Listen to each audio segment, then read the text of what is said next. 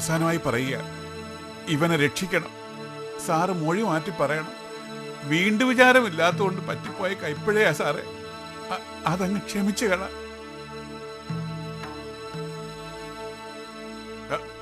അവന്റെ നിൽപ്പ് കണ്ടില്ലേ? നോക്കിക്കാതെ പോയി ക്ഷമ ചോദിക്കടാ. വേണ്ട, കോടതിക്ക് മുമ്പിൽ ഒരു സീൻ ഉണ്ടാക്കണ്ട. ക്ഷമിക്കേണ്ട തെറ്റുകൾ കണ്ടാൽ ക്ഷമിക്കാൻ എനിക്കറിയാം, ക്ഷമിച്ചിട്ടുമുണ്ട്. അത്തരത്തിലൊരു തെറ്റാണോ ഇയാൾ ചെയ്തത്? ആണോടോ? സാർ അത് ഒന്നും പറയണ്ട. തിരുത്തേണ്ട തെറ്റുകൾ തിരുത്തേണ്ട സമയത്ത് തന്നെ തിരുത്തണം. 5-ലെ തെറ്റ് 50 തിരുത്താൻ നോക്കിയാൽ അതിന് കഴിയില്ല. മൂന്തേട്ടാ പ്ലീസ് ഒന്ന് പറയൂ. അലക്സാണ്ടർ എന്നെ ഇന്നും ഇന്നലെയും കാണുന്നതല്ലോ. നേരിന്റെ ഭാഗത്തേക്ക് മാത്രം വിരൽ ചൂണ്ടുന്ന ഒരു പഴയ വിപ്ലവകാരിയാണ് ഞാൻ. വിപ്ലവം നശിച്ചു, പക്ഷെ പഴയ സ്വഭാവം ഇപ്പോഴും അപ്പടി തുടരുന്നു.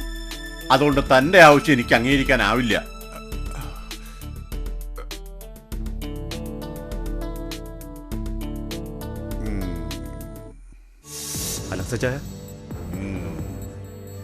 ജീവിതത്തിലെന്നും ജയം മാത്രം പോരല്ലോ, വല്ലപ്പോഴും തോൽവിയും വേണമല്ലോ. നീ പേടിക്കണ്ട മോനെ, അയാൾ കളിക്കട്ടെ, ഇഷ്ടം പോലെ കളിക്കട്ടെ. ഒക്കെ കഴിഞ്ഞിട്ട് നമുക്കൊന്നേം തുടങ്ങാം. എനിക്ക് പേടിയൊന്നുമില്ല. ഞാനാരെ പേടിക്കാനാ? വാ ലസച്ച, കേസ് ഇപ്പോൾ വിളിക്കും. വാ വാ.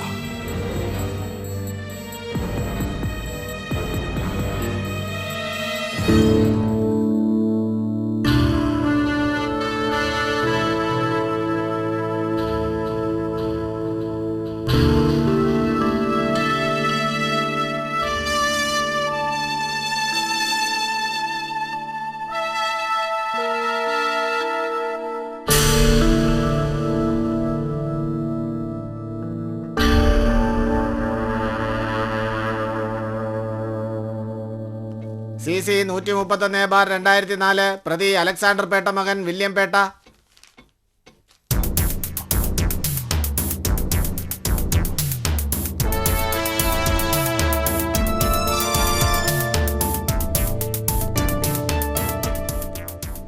പ്രൊസീഡ് യുവർ ഓണർ, ഈ കേസിന്റെ വാദിയായ പ്രൊഫസർ രാജശേഖര മേനോനെ വിസ്തരിച്ചാൽ കൊള്ളാമെന്നുണ്ട്. യെസ്. വാദി പ്രൊഫസർ രാജശേഖര മേനോൻ.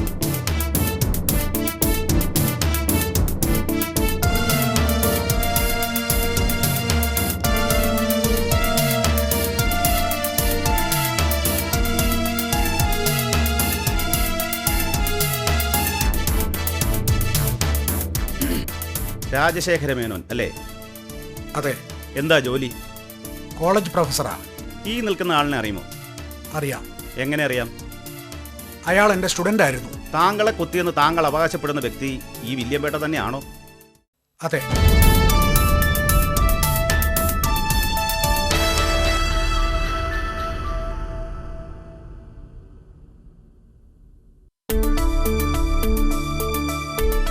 നിങ്ങളെ കുത്താൻ മാത്രം നിങ്ങൾ തമ്മിൽ വ്യക്തിവൈരാഗ്യം ഉണ്ടായിരുന്നു?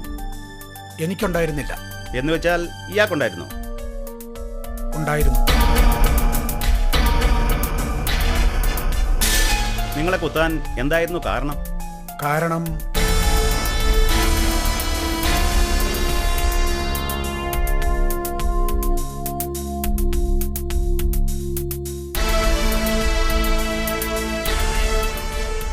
കഴിഞ്ഞ ജൂൺ 20 അന്ന് BA മലയാളം പേപ്പറിൻ്റെ എക്സാം നടക്കുന്ന ദിവസമായിരുന്നു. ഞാനായിരുന്നു എക്സാമിനർ.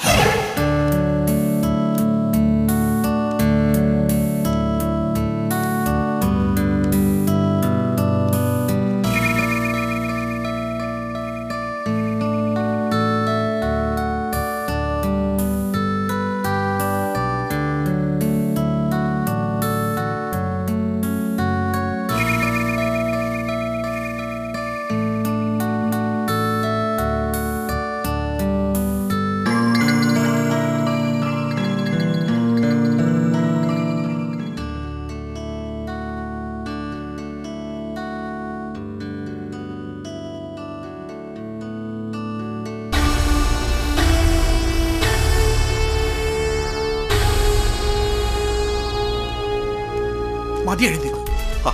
അങ്ങനെ പറഞ്ഞാലെങ്ങനെ? കുറച്ചുകൂടി ബാക്കിയുണ്ട് സാറേ. എഴുതിയത് മതിയിടോ. മാതൃഭാഷയുടെ എക്സാമിനേഷൻ പോലും കോപ്പിയടി നാണമില്ലല്ലോ. എന്തിനാ സാറേ നാണിക്കുന്നത്? പുസ്തകം തുറന്നു വെച്ചെഴുതുന്നത് ഒരു അന്തസ്സല്ലേ സാറേ? എല്ലാവരും കാണാതെ എഴുതുമ്പോൾ ഞാൻ കണ്ടെഴുതുന്നു. എന്തിനായാലും ഒരു വെറൈറ്റി ഒക്കെ വേണ്ട സാറേ? വേണം വേണം, പക്ഷെ ഞാൻ എക്സാം ഡ്യൂട്ടിക്ക് നിൽക്കുമ്പോൾ വേണ്ട. Get out. I say you get out.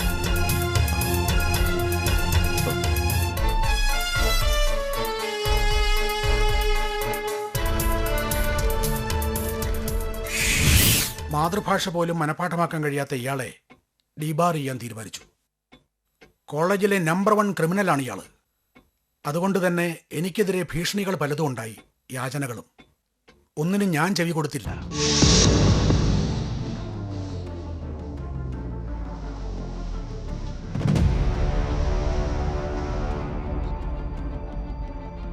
June 30 അന്നായിരുന്നു exam അവസാനിക്കുന്ന ദിവസം.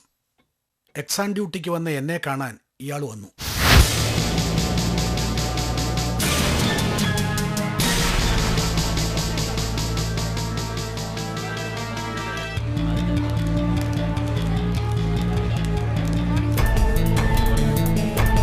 Good morning sir. Good morning sir. ആ, ഗുഡ് മോർണിംഗ് പറഞ്ഞിട്ട് തിരിച്ച് പ്രതികരിച്ചില്ല. അത്രയ്ക്ക് ശത്രുത എന്നോട് വേണോ? തനിക്കിപ്പോൾ എന്താ വേണ്ടേ? പ്രത്യേകിച്ച് ഒന്നും വേണ്ട. എന്നെ ഡീബാർ ചെയ്ത ആളല്ലേ, ഒന്ന് കണ്ടിട്ട് പോകാന്ന് കരുതി. മാതൃഭാഷയുടെ എക്സാമിന് കോപ്പി അടിച്ചു എന്നതാണല്ലോ സാറ് കണ്ട ഏറ്റവും വലിയ തെറ്റ്. എന്നാ കേട്ടോ, മാതൃഭാഷ എന്നല്ല ഒരു ഭാഷയും എനിക്ക് മനഃപ്പാടമല്ല. ഇതുവരെ ഒരു എക്സാമും കാണാതെ പഠിച്ച് എഴുതിയിട്ടുമില്ല. സർക്കാർ പുസ്തകം അച്ചടിച്ച് തന്നിട്ടുണ്ട്, ക്വസ്റ്റ്യൻ്റെ ആൻസർ അതിൽ വ്യക്തമായിട്ട് എഴുതിയിട്ടുണ്ട്. പിന്നെ എന്തിനു വെറുതെ കാണാതെ പഠിച്ച് ബുദ്ധിമുട്ടുന്ന സാറേ? അതൊക്കെ ഭയങ്കര ബോറിംഗ് അല്ലേ? ആ, പറയുന്നത് മുഴുവനും കേട്ടിട്ട് പോ സാറേ. എന്താ ഇത്ര ധൃതി? എക്സാം തുടങ്ങാൻ സമയമായി, എനിക്ക് പോകണം. താനിപ്പോൾ പോയേ? പോകാൻ തന്നെ വന്നത്. അതിനു മുമ്പ് ചെറിയൊരു കടം വീട്ടാനുണ്ട്. വെറുതെ എക്സാമിന് അറ്റൻഡ് ചെയ്താൽ മതിയായിരുന്നു, ഞാൻ ജയിച്ചേനെ. എൻ്റെ അപ്പച്ചൻ എന്നെ ജയിപ്പിച്ചേനെ. എന്ത് ചെയ്യാനാ, ഡീബാർ ചെയ്തു പോയില്ലേ? ഇനി അത് നടക്കില്ലല്ലോ. കോളേജിനോട് എന്നേക്കുമായി വിട പറയുന്നതിന് മുമ്പ് നല്ലൊരു ഗിഫ്റ്റ് സാറിന് തരണമെന്നുണ്ടായിരുന്നു. ഒരിക്കലും മറക്കാൻ കഴിയാത്തൊരു ഗിഫ്റ്റ്.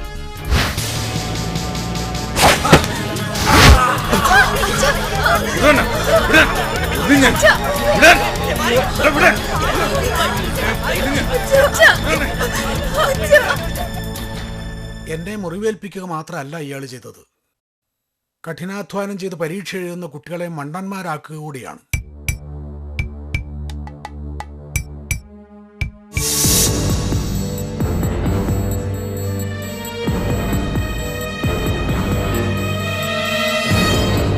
ഓരോ പ്രാവശ്യം തെറ്റ് ചെയ്യുമ്പോഴും കോളേജ് മാനേജ്മെന്റ് ഇയാൾക്ക് മാപ്പ് നൽകി.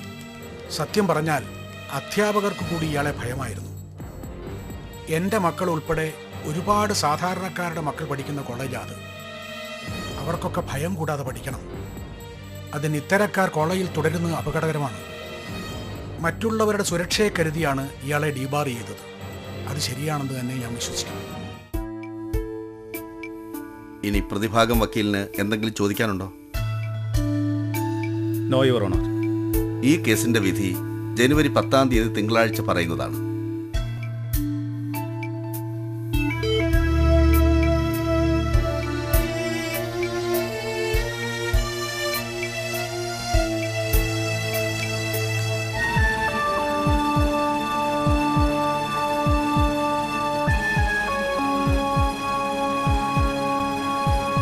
മുതലാളി വിഷമിക്കാതെ. ഇനിയിപ്പോ വിധി വില്യം കുഞ്ഞിനെതിരായാലും എന്ത് സംഭവിക്കാനാ? ആ, വീടും ജയിലൊക്കെ കുഞ്ഞിനൊരുപോലെയല്ലേ?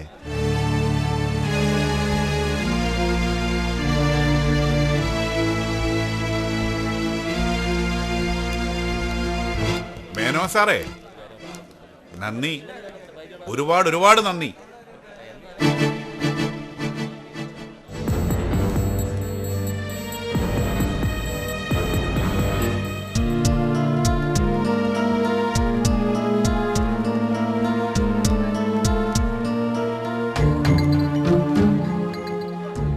വക്കീലേ, തനിക്കറിയില്ലടോ, ഒരുപാട് പേരെ ഞാൻ രക്ഷപ്പെടുത്തിയിട്ടുണ്ട്, ഒരുപാട് ക്രിമിനൽസിനെ, തന്റെ സഹായത്തോട് തന്നെ.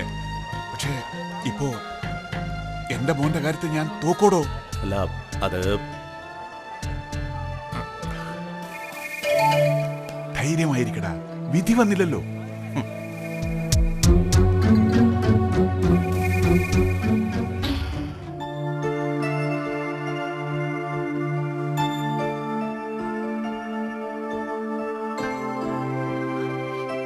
ഇപ്പൊ കേസ് കഴിഞ്ഞിട്ടുണ്ടാവില്ലേ മോളെ? പിന്നെ അച്ഛൻ എന്താ വരാത്തെ? എങ്ങനെ വരാനാ ചേച്ചി? എതിർപക്ഷത്തുള്ളത് വമ്പന്റെ മോനല്ലേ. വാദപ്രതിവാദങ്ങൾ ഒരുപാടുണ്ടാവും. അതെല്ലാം കഴിഞ്ഞ് അച്ഛന് കോടതിയിൽ നിന്ന് പുറത്തിറങ്ങാൻ കഴിയൂ. ഒന്നും വേണ്ടാന്ന് ഞാൻ പറഞ്ഞതാ. കേസും വഴക്കും ഒന്നും. ഏതായാലും സംഭവിക്കാനുള്ളതൊക്കെ സംഭവിച്ചു. ഇനി അവനെ ശിക്ഷിച്ചിട്ട് എന്താ പ്രയോജനം? വെറുതെ അതിന്റെ പിറകെ നടന്ന് അപകടം വരുത്തി വെക്കാമെന്നല്ലാതെ. ദേ അമ്മേ, ഈ കാര്യത്തിൽ അച്ഛനെ കുറ്റപ്പെടുത്തരുതെന്ന് ഞാൻ പല പ്രാവശ്യം പറഞ്ഞതാ. അമ്മ പറയുന്നതിലും കാര്യമുണ്ട്.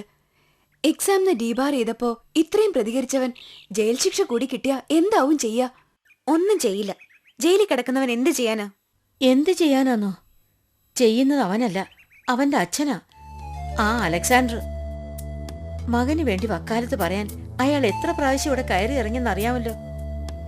മകനെ ശിക്ഷിച്ച അയാൾ അടങ്ങിയിരിക്കില്ല. അതാ എനിക്ക് പേടി.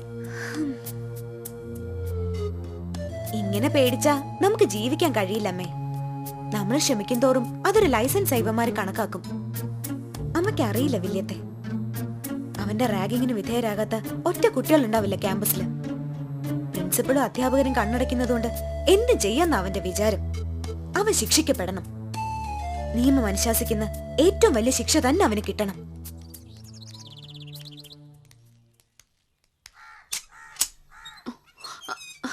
ദേ അച്ഛൻ. എന്താ ചേച്ചാ?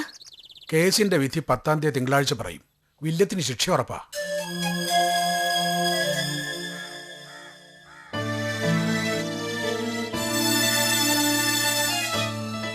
എന്താണ് മുഖത്തൊരു തെളിച്ചില്ലാത്തേ? ദേ, ഇയാള് പറഞ്ഞേൽപ്പിച്ച പ്രകാരം ബോഡി ഗാർഡ് എന്നെ ഇവിടെ കൊണ്ട് വിട്ടിട്ടാ പോവാൻ പോകുന്നേ. അല്ല മാഷെ, അലക്സാണ്ടർ തുടങ്ങി. മുകുതേട്ടാ, ഇയാളുടെ ഈ ആദ്യം മാറ്റാൻ ഞാൻ എന്താ ചെയ്യണ്ടേ? കേസ് കഴിഞ്ഞപ്പോ ഞങ്ങളുടെ അരികിലേക്ക് അലക്സാണ്ടർ വന്നു, നന്ദി രേഖപ്പെടുത്തുകയും ചെയ്തു. മകനെതിരെ മൊഴി കൊടുത്തതിന് നന്ദി പറയുകയോ? എനിക്ക് വിശ്വസിക്കാൻ വയ്യ. ഉള്ളിൽ പ്രതികാരം ഒളിപ്പിച്ചിട്ടാവും അയാൾ നന്ദി പ്രകാശിപ്പിച്ചത്. എന്തായാലും ശരി, നമ്മൾ ചെയ്യേണ്ടത് ചെയ്തു. ഇനി അതേക്കുറിച്ച് പറഞ്ഞ് വെറുതെ മുഷിയണ്ട. അലക്സാണ്ടർ നമ്മളെപ്പോലെ മനുഷ്യനാണ് ശരതമ്മേ. നമ്മൾ ദൈവങ്ങളെ ഭയന്നാ പോരെ, മനുഷ്യനെ ഭയക്കണോ?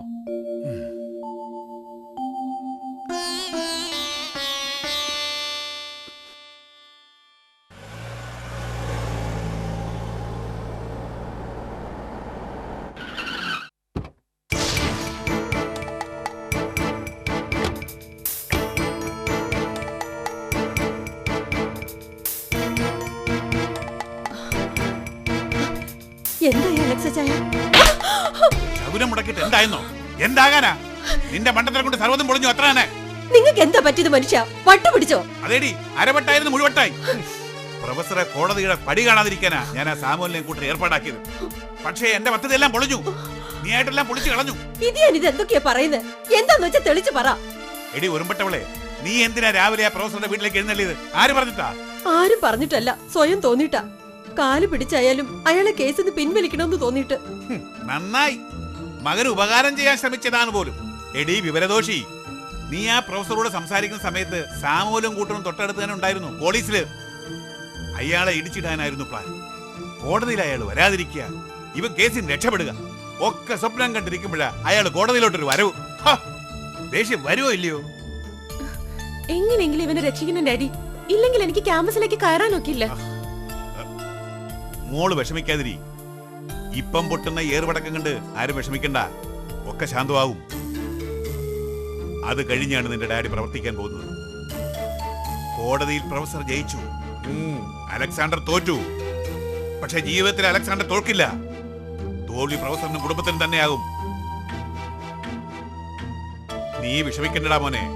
നിന്റെ വിധി ഓർത്ത് ഓരോ നിമിഷവും ഡാഡിയുടെ ഉള്ളിൽ പിടയുമ്പോഴും ആ പിടച്ചില് ദുരന്തമായി ചെന്ന് പതിക്കുക പ്രൊഫസറുടെയും കുടുംബത്തിന്റെയും നേർക്ക് തന്നെയായിരിക്കും.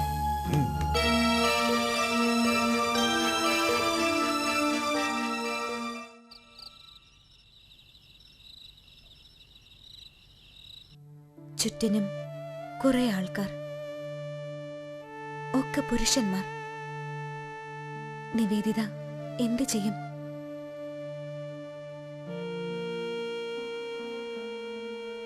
അവളെ ആര് രക്ഷിക്കും?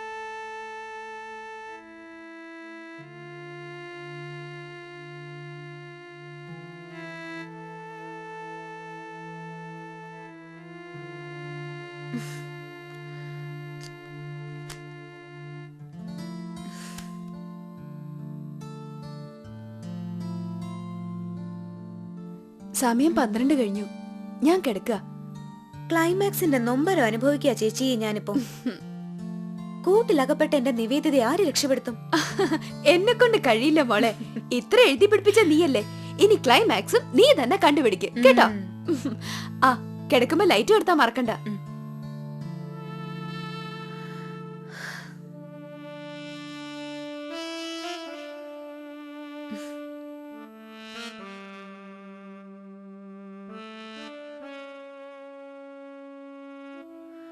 ഇല്ല, നിവേദിതയെ രക്ഷിക്കാൻ ആർക്കും കഴിയില്ല. അവൾ സിംഹക്കൂട്ടിലകപ്പെട്ട മാൻപേടയായി കഴിഞ്ഞു. മാംസവും രക്തവും അവർ കടിച്ചു കീറും. എല്ലുകൾ മാത്രം അവശേഷിക്കും.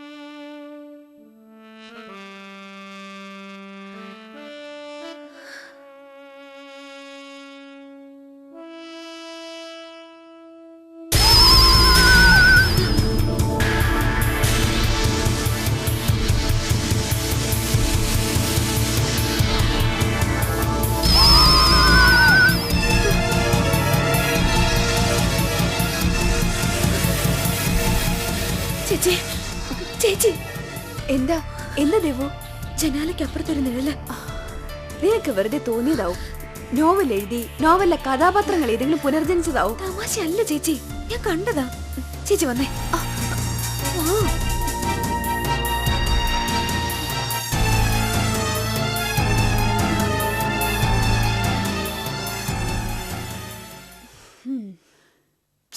ഞാൻ കണ്ടതാന്നേ. ആരും അവിടെ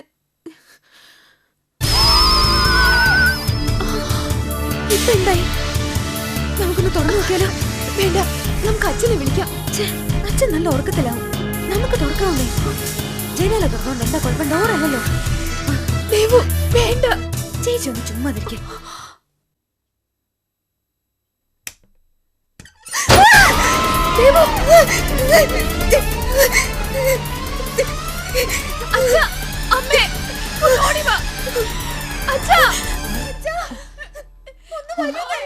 മക്കളുടെ നിലവിളിയല്ലേ കേൾക്കുന്നേ? അയ്യോ ഈശ്വര, എന്റെ കുഞ്ഞുങ്ങൾക്ക് എന്ത് പറ്റി? വാ നമുക്ക് നോക്കാം.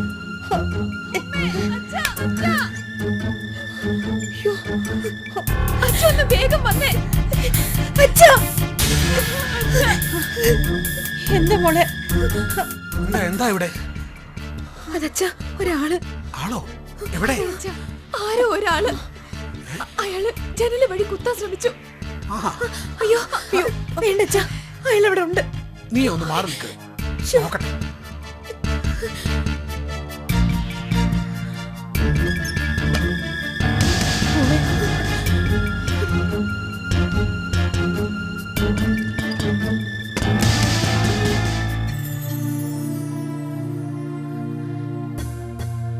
നിങ്ങൾ പറഞ്ഞത് സത്യമാണോ? അതെ അച്ഛാ, ജനാലയ്ക്ക് അപ്പുറത്തൊരു നിഴല ആദ്യം കണ്ടത്.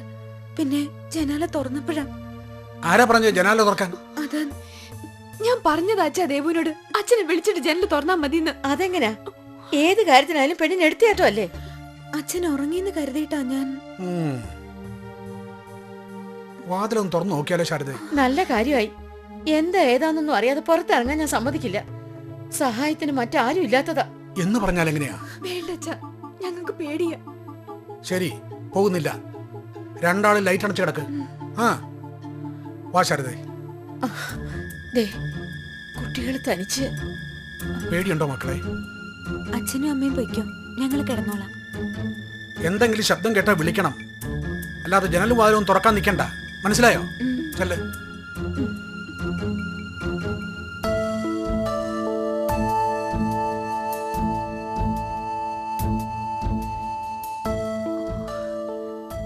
നീ കിടക്കുന്നില്ലേ മോളെ?